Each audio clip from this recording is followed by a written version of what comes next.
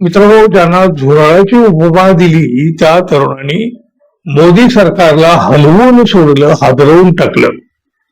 केंद्रीय शिक्षण मंत्री धर्मेंद्र प्रधान यांचा राजीनामा या तरुणाईनं घेतला आणि या देशाला, याच देशातील तरुणाईची एक वेगळी शक्ती पाहायला मिळाली.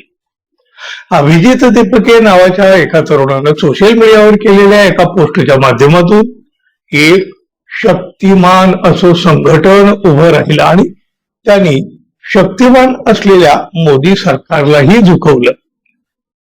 दिल्लीच्या जंतर मंतरवर त्यांनी आंदोलन केलं. हे आंदोलन यशस्वी झाल्यानंतर मात्र या अभिजित दीपके या तरुणाला चोहोबाजूने घेरण्याचा प्रयत्न सुरू झालेला आहे.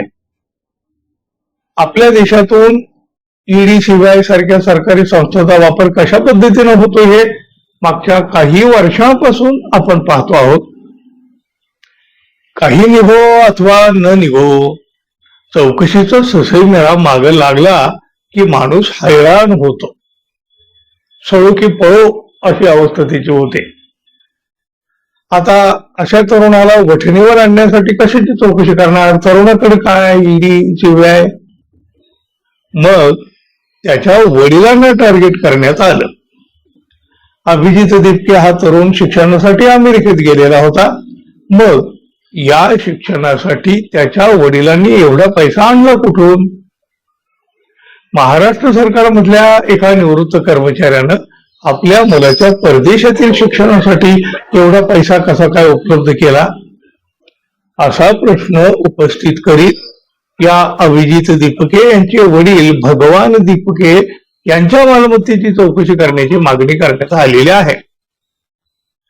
काही हरकत नाही, कुठं काही गैर दिसत असलं तर त्याची चौकशी जरूर व्हायलाही हवी, पण अशा चौकशीला दुसरा कसलाही वास मात्र नसावा.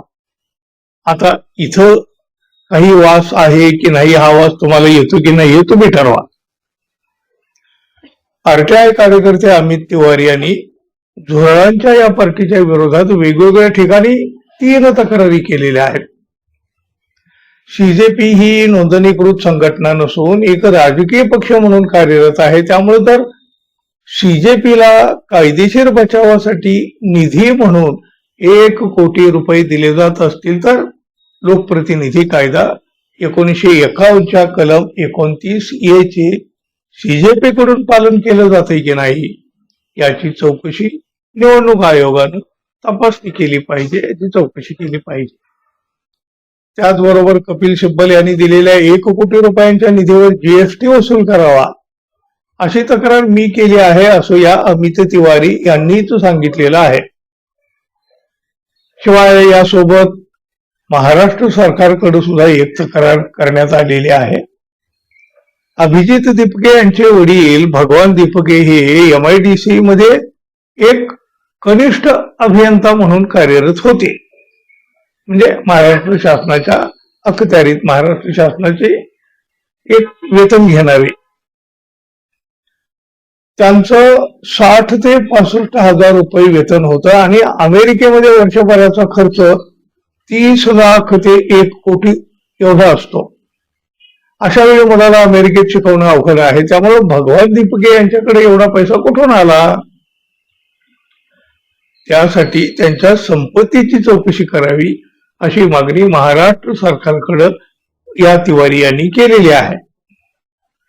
निवडणूक आयोग आणि प्राप्तिकर विभाग यांना सुद्धा त्यांनी पत्र लिहिलेलं आहे आणि पत्र लिहून या चौकशीचीही मागणी करण्यात आलेली आहे. पण यामुळं अभिजित दीपके अजिबात घाबरलेले नाहीत. उलट त्यांनी अधिक आक्रमक होऊन आता तर थेट पंतप्रधान नरेंद्र मोदी यांनाच आव्हान दिलेलं आहे.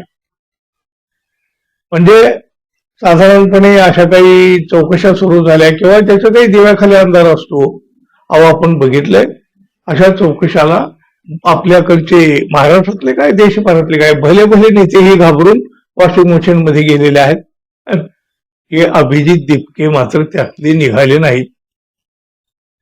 जेव्हा या अभिजित दीपके यांना या तक्रारीबाबत विचारले तेव्हा ते म्हणाले, मला वाटतं तक्रार माझ्या एज्युकेशन क्वालिफिकेशनवर आहे. मी कसा बॉस्टनला जाऊन तिथं शिक्षण घेऊ शकलो, पण त्यावर माझं असं म्हणणं आहे की मी माझं स्कॉलरशिप लेटर आणि एज्युकेशन लोन त्याचं लेटर दाखवायला तयार आहे.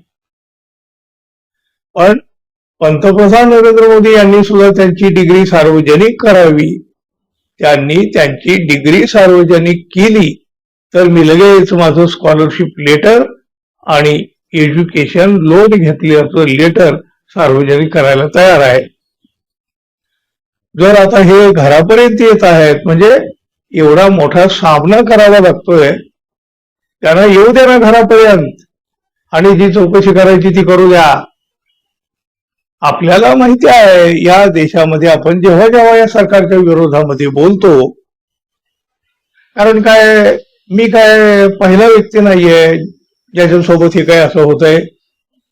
कारण जेव्हा जेव्हा ज्यांनी या सरकारच्या विरोधामध्ये आवाज उठवलेला आहे, त्यांना प्रश्न विचारलेले आहेत, त्यांना त्याच्या विरोधात सगळ्यात पहिली गोष्ट हे लोक हेच करतात, त्यांच्या घरी ईडी आणि सीबीआय पाठवतात. त्यांनी ईडी आणि सीबीआय पाठवली तर मी त्यांना माझं एज्युकेशन लोनचं आणि स्कॉलरशिपचं लेटर दाखवायला तयार आहे. पण पंतप्रधान नरेंद्र मोदी यांनी जर म्हणजे त्यांनी त्या पंतप्रधानांना उद्देशूनच ते बोललेले आहेत. म्हणजे पंतप्रधान मोदी, तुम्ही जर ईडीला पाठवत असाल तर ईडी सोबत तुमची डिग्री सुद्धा पाठवा किंवा तुम्ही तुमची डिग्री सार्वजनिक करा, त्यानंतर मी माझी डिग्री सार्वजनिक करतो, असं आव्हान अभिजित तिपके यांनी थेट पंतप्रधान नरेंद्र मोदी यांना दिलेलं आहे. म्हणजे बघा, चौकशांना घाबरण्याऐवजी हे दीपके आक्रमक होऊन समोर आलेले आहेत. पंतप्रधान नरेंद्र मोदी यांची शैक्षणिक पदवी दाखवा असं थेट आव्हान त्यांनी दिलेलं आहे. खर तर बघा, पंतप्रधानांच्या या डिग्रीच्या विषयावर आजवर अनेकदा म्हणजे विरोधकांनी भाजपाला किंवा अगदी पंतप्रधानांना सुद्धा टार्गेट केलेलं आहे. आता दीपके यांनी दिलेल्या या आव्हानावर समोरून कसा आणि काय प्रतिसाद येतो हे पाहणं तितकंच महत्वाचं असणार आहे. भारतीय जनता पक्ष या आव्हानाला आता कशा पद्धतीनं समोर जातोय हे आपण पाहूया मित्र. धन्यवाद. पुन्हा भेटू. नमस्कार.